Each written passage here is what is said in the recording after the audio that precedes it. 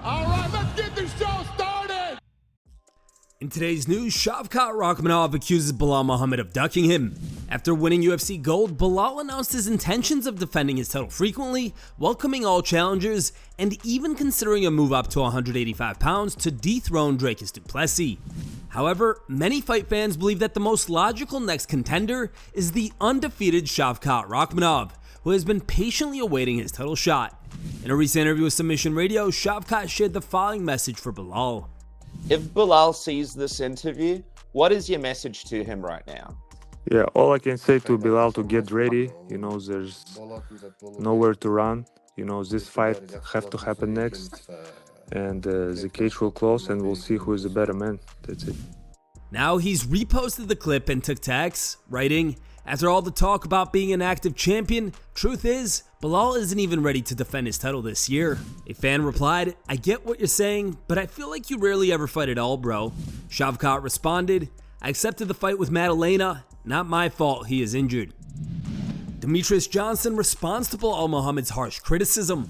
After his victory over Leon Edwards at UFC 304, Belal fired back at some of his early critics, including Demetrious Johson. Ahead of Muhammad's fight with Edwards, Johson had made critical comments about Belal's striking and technique. In response, Belal took aim at Mighty Mouse, declaring that he sucks as an analyst.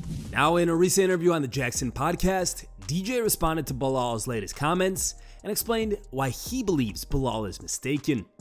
Oh no, Belal did it, but he didn't agree with my analyst, right? Which is fine. So your analysis of Belal then said what about it? He said I suck.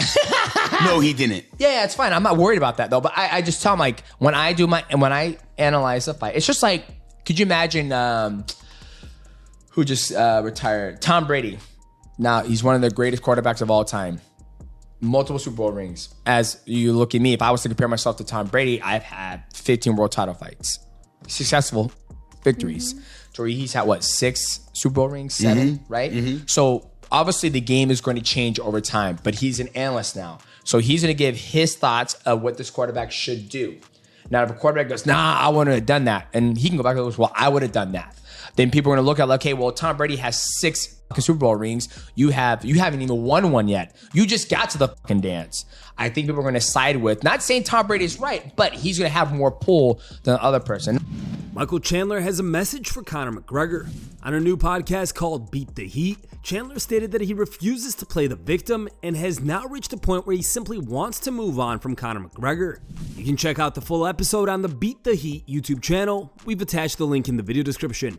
I mean, I'm not going to ever play the victim. I'm never going to sit here and say, hey, man, I've been out of the game for this long. I got a wife and 2 kids. I got businesses. I got all this stuff.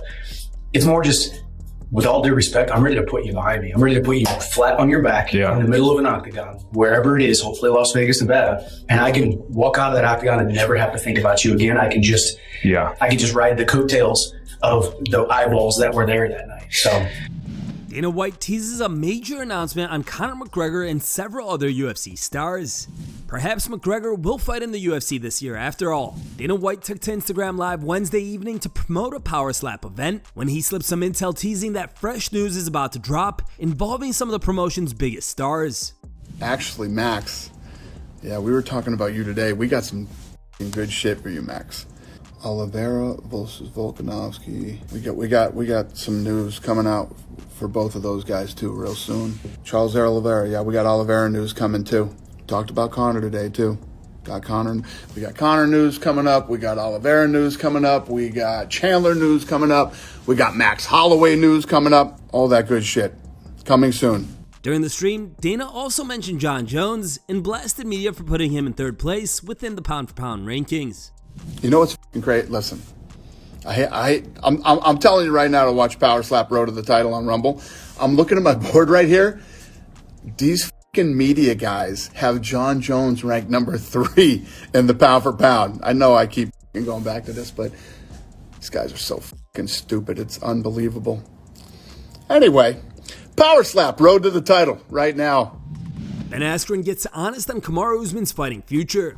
Askren may be retired, but he's not holding back. In a recent episode of the Funky and the Champ podcast, Askren stated he believes Belal Muhammad's trash talk is just a ploy to bait Usman into a softer title defense. In his words, I actually think Belal is getting the better of Usman with the trash talk. Usman has a big name, he's a former champion, one of the longest reigning welterweight champions. One of the ways that Belal could see this is a guy with a big name, held the belt for a while, and now he's over the hill, so he could be an easier opponent potentially. His last fight was a while ago, already a year ago, so once you get over the hill, you get over the hill fast. He's a little younger than I am, maybe. Potentially he's looking at that fight versus Shavkat Rakhmonov, who is relatively unknown, but he's not huge yet. I would say he's likely over the hill. I do not like him. That being said, I believe my judgment to be correct, and that fighters over the age of 35 at 170 and under are like 2 and 37, so the facts are on my side as well. Sean O'Malley reignites his feud with Aljamain Sterling. O'Malley is currently preparing to defend his seat on the throne against Aljamain's close friend, Merab Dvalishvili. Prior to the fight, Sterling appeared on the Versus with Eric Nixick podcast, where he took some shots at O'Malley, accusing him of picking favorable matchups. Sterling also suggested that Merab should have gotten the shot at Sean over Marlon Vera. O'Malley could be a great champion, but for him to go on to fight the number 6 ranked guy in Cheeto and then put on a clinic, okay, great.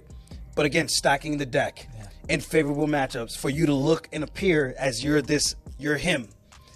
He should have fought Merab first before fighting Cheeto, and Cheeto should have been able to fight someone and then win to prove he was deserving.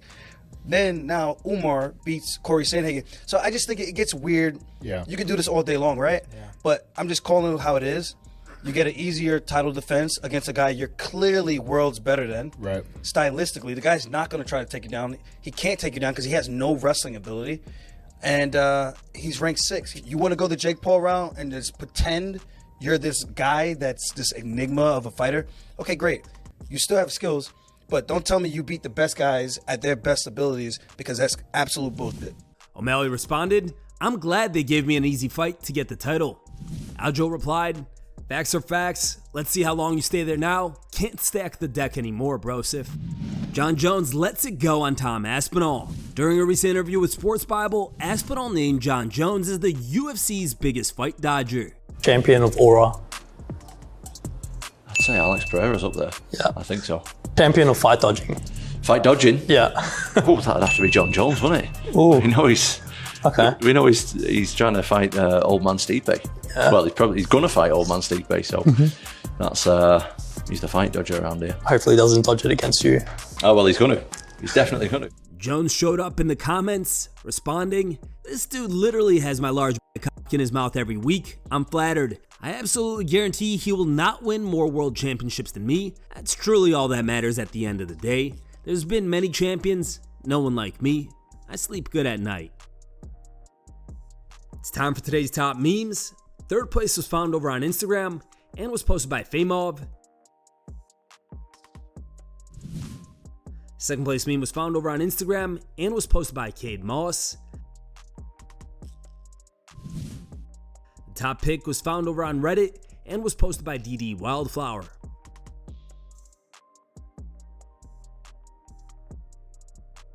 Thanks for watching. If you like the content, smash that like button and don't forget to subscribe to stay in the talk.